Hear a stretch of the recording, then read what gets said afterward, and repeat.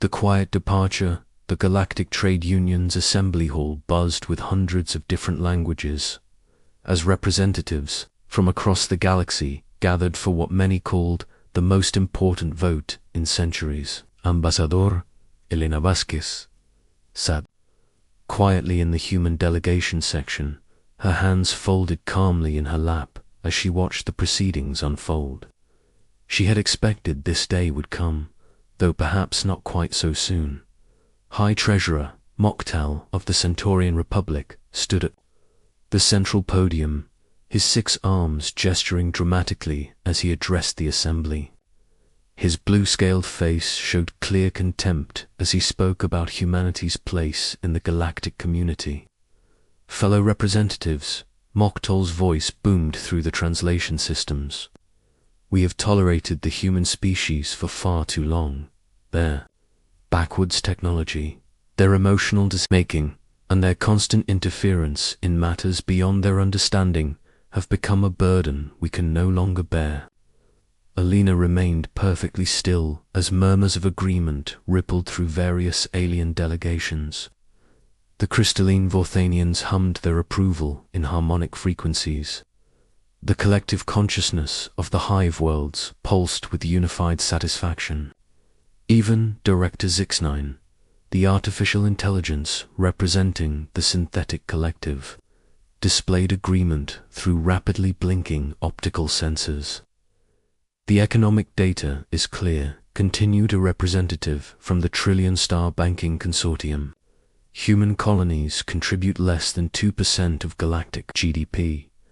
Their primitive manufacturing capabilities lag centuries behind galactic standards. Their stubborn insistence on individual decision-making slows every committee process to an unbearable crawl. The accusations continued for hours.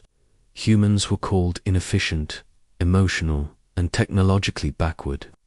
One after another, alien representatives stood to list humanity's supposed failures.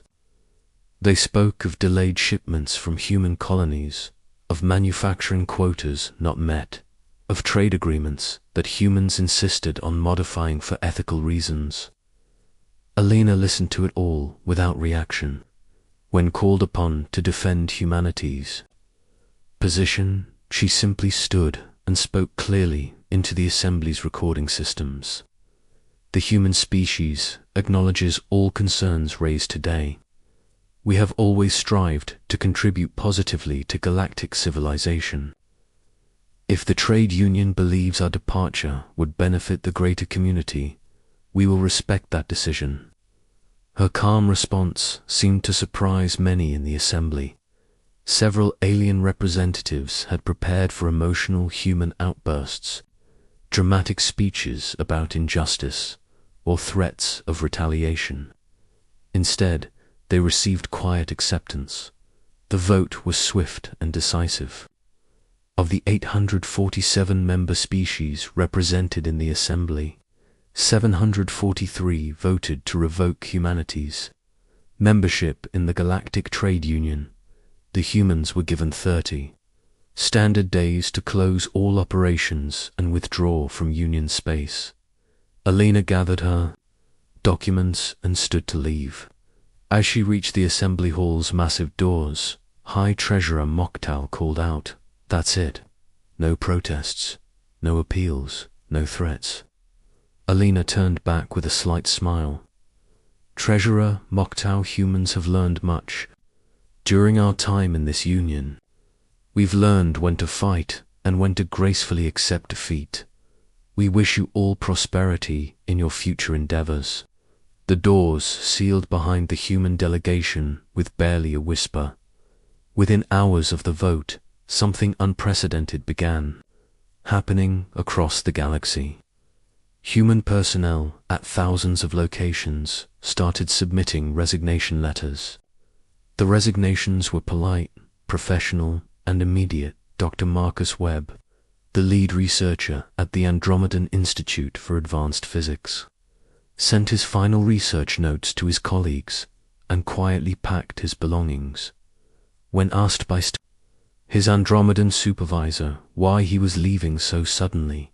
He simply replied, "Union regulations prohibit non-member species from holding sensitive positions. I'm complying with protocol." Similar scenes played out across hundreds of worlds. Human engineers maintaining fusion reactors submitted termination requests. Human doctors in alien hospitals transferred their patients to alien colleagues. Human teachers in galactic universities finished their final classes and departed without fanfare. Captain Sarah Chen, commanding the human merchant vessel Perseverance, received new orders while delivering medical supplies to a Zephyrian colony on the Outer Rim. She was to abandon the delivery and return immediately to human space. When the Zephyrian administrator pleaded with her to complete the crucial supply run, Chen apologized but explained that Union regulations now prohibited trade between member and non-member species. The first signs of trouble appeared within 72 hours. The automated message systems that connected thousands of worlds began experiencing strange glitches. Minor at first delayed communications, garbled transmissions, routing errors that sent messages to wrong destinations. The alien technicians, who rushed to fix these problems, found themselves staring at incredibly complex programming code that somehow managed to run smoothly for years, despite being, in their words, impossibly primitive human logic structures. On the industrial world of Mechanicus Prime, 3 major manufacturing plants shut down when their human maintenance crews departed. The synthetic collective sent their best technical units to restart production, but the machines refused to cooperate. The human-designed interfaces were intuitive for human workers, but completely baffling to even the most advanced artificial intelligences. Trade routes that had functioned smoothly for decades suddenly became chaotic nightmares. Ships found themselves lost in hyperspace without human navigators who somehow managed to plot courses through cosmic anomalies that computers insisted were impossible to traverse. Cargo vessels carrying vital supplies sat stranded at spaceports because human logistics coordinators who understood the complex web of shipping regulations were no longer available to authorize departures. Director Zixnine was among the first to grasp the scope of the problem. The artificial intelligence had access to comprehensive galactic economic data, and the patterns were becoming impossible to ignore. A detailed analysis revealed something that stunned even its advanced computational systems. Humans weren't just involved in galactic civilization, they were its invisible foundation. Every major trade route depended on human-trained navigators, who could safely guide ships through dangerous cosmic phenomena. The galaxy's communication networks ran on human-designed relay protocols that alien engineers had never bothered to fully understand because they worked so reliably. Manufacturing systems across hundreds of worlds relied on human maintenance. Procedures that seemed simple but were actually incredibly sophisticated. The human approach to problem-solving was fundamentally different from other galactic species. Where aliens saw complex challenges requiring advanced technology and committee decisions, humans saw puzzles to be solved through creativity and individual initiative. They had spent decades quietly fixing problems that others couldn't even identify. High Treasurer Mocktel received the first crisis reports exactly 1 week after the vote. The Centaurian Republic's 3 most important trading partners had suspended all shipments because their human logistics coordinators were gone and nobody else could navigate the complex regulations that governed interspecies commerce. The attacks succeeded because the defending fleets followed predictable computer-generated strategies. Human commanders had always added elements of chaos and creativity that made their defenses impossible for enemies to calculate. Without humans, the Union's military became a powerful but predictable machine that could be easily outmaneuvered by clever opponents as the first week ended. Ambassador Elena Vasquez was on Earth preparing for humanity's final departure from galactic civilization. She stood in her office overlooking the Mediterranean Sea, reviewing reports from human colonies and outposts across the galaxy. The evacuation was proceeding smoothly. Humans were leaving their posts quietly and efficiently, just as they had lived and worked among the alien species for 2 centuries. Prime Minister Jackson Reeves entered her office carrying the latest communications from the trade union. Elena were receiving dozens of messages from alien governments. They want to negotiate. They're offering us special trade deals, research partnerships, even full membership restoration. Elena smiled as she watched the sunset paint the ocean in brilliant colors. Too little, too late, Jackson. They've shown us exactly what they think of humanity. More importantly, they've shown us that we're stronger than we ever realized. The final human ships were already departing for coordinates beyond the galactic rim, where humanity would begin building something entirely new, something that belonged to them alone. Ambassador Elena Vasquez stood on the observation deck of the colony ship New Horizon, watching construction teams build humanity's first independent space station. The structure was unlike anything the galaxy had ever seen, a perfect fusion of human creativity and advanced technology, designed not for efficiency or power, but for beauty, functionality, and the happiness of those who would live and work there. "Any regrets?" asked Prime Minister Reeves as he joined her at the observation window. Elena smiled as she watched human engineers and architects work together to create something truly magnificent. "None at all, Jackson. We spent 2 centuries trying to fit into someone else's idea of civilization. Now we get to build our own." Behind them, in the galaxy they had left behind, the lights were going out one by one, but ahead of them, in the darkness of uncharted space, humanity was kindling new stars. The price of arrogance. 3 weeks after humanity's expulsion from the Galactic Trade Union, High Treasurer Moktal stood in his private office staring at disaster reports that seemed impossible to believe. In less than a month, the galaxy's most advanced civilization was collapsing like a house of cards. The communication breakdown had spread beyond simple delays and routing errors. Entire sectors were now cut off from the galactic network because the relay stations required constant maintenance procedures that only human technicians understood.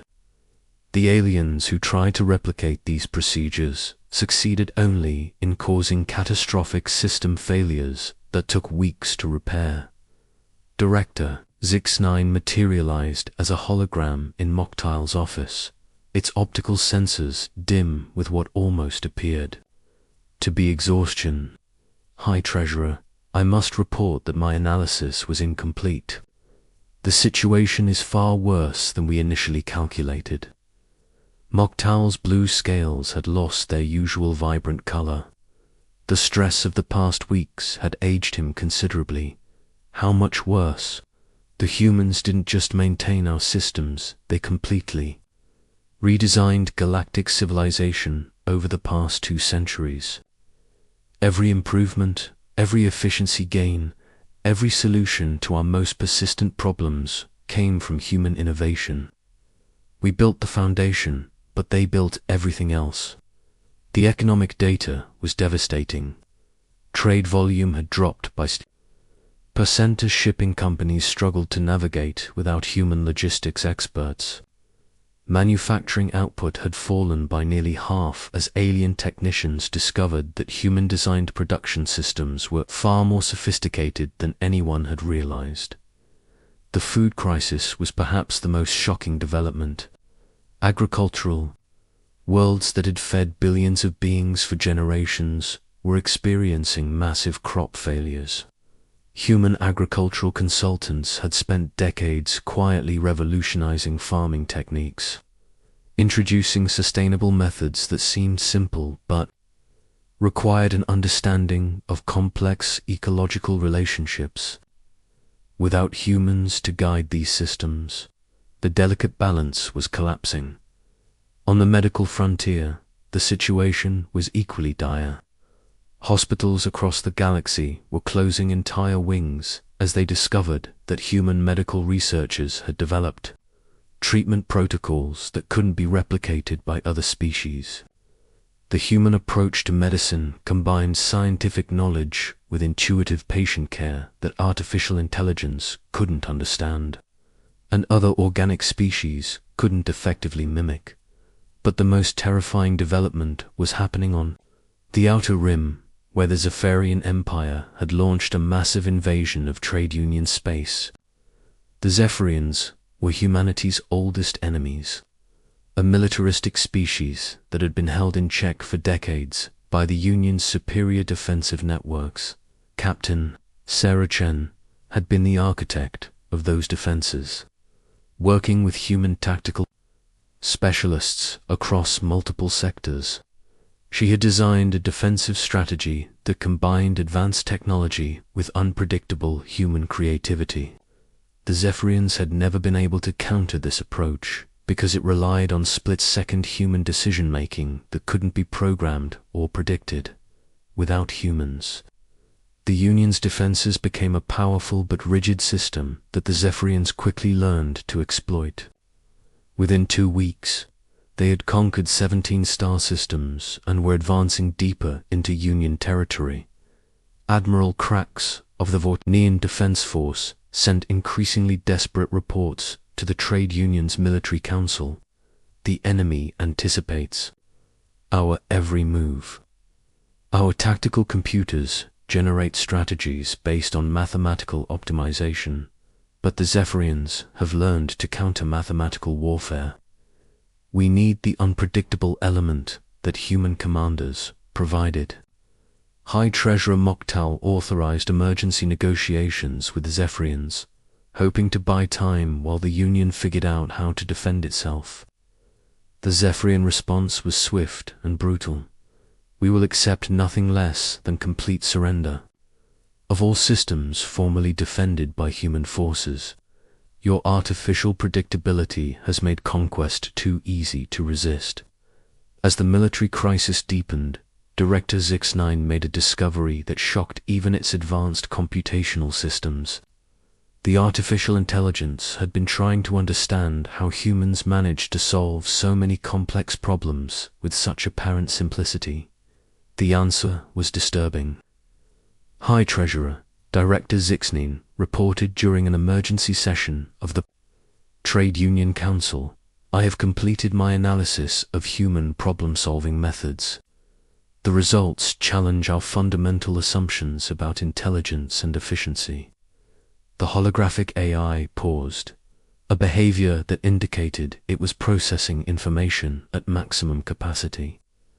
Human cognition operates on principles that we dismissed as primitive: intuition, creativity, emotional reasoning, and individual initiative. We assumed these were weaknesses that made humans inefficient. We were catastrophically wrong. The AI displayed complex data projections showing the mathematical relationships between human decision-making and galactic efficiency. Humans don't solve problems by calculating optimal solutions. They solve problems by understanding them. They see patterns that our computers miss because they combine logical analysis with emotional intelligence and creative thinking. Moktal struggled to understand the implications. Are you saying that human primitiveness was actually advanced?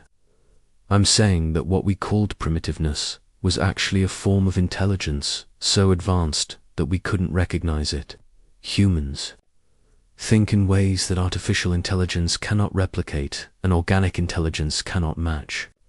They are the galaxy's only species capable of true innovation.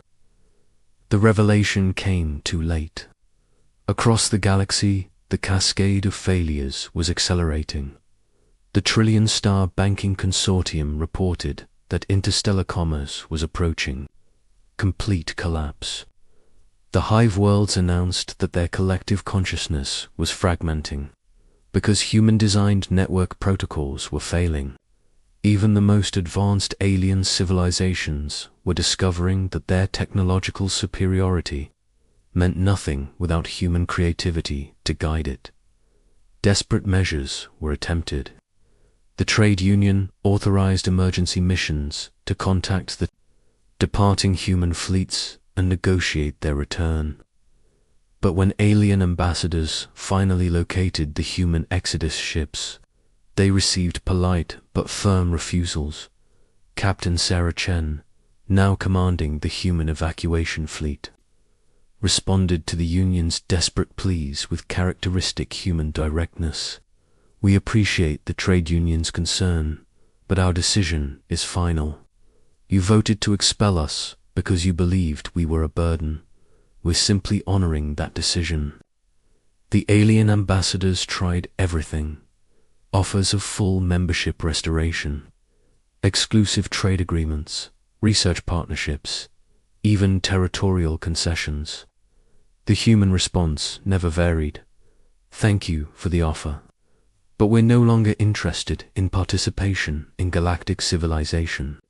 Prime Minister Jackson Reeves sent a final message to the trade union that was broadcast across all frequencies for 2 centuries. Humanity served the galactic community faithfully. We maintained your systems, solved your problems, defended your borders, and asked for nothing more than equal treatment and respect. When you decided we weren't worthy of that basic consideration, you made a choice about what kind of civilization you wanted to be. The message continued with devastating precision: "We're not leaving because we're angry or hurt. We're leaving because you've shown us that we're not wanted, and we've realized that we're better off without you. The galaxy will survive, or it won't. That's no longer our responsibility." High Treasurer Moktal made one final, desperate attempt at negotiation. He sent a personal message to Ambassador Alina Vasquez, admitting the trade union's mistake and begging for humanity's return. Her response was delivered by an automated system: "The human species wishes the trade union prosperity in its future. Endeavors, we will not be returning." As the 4th week ended, the scope of the catastrophe became undeniable. The Zephyrian Empire had conquered a quarter of Union space and showed no signs of slowing. The galactic economy was in freefall. Communication networks were failing across hundreds of sectors. Agricultural systems were collapsing, creating food shortages that threatened billions of lives. The most advanced civilization in the galaxy's history was crumbling, because its leaders had failed to recognize the value of the species that held it together. Meanwhile, beyond the galactic rim, in the vast darkness between galaxies, humanity was building something new. The human fleets had discovered a cluster of uninhabited star systems with abundant resources and perfect conditions for colonization, free from the bureaucracy and prejudice of galactic civilization. Human creativity and innovation flourished like never before. Asterisk.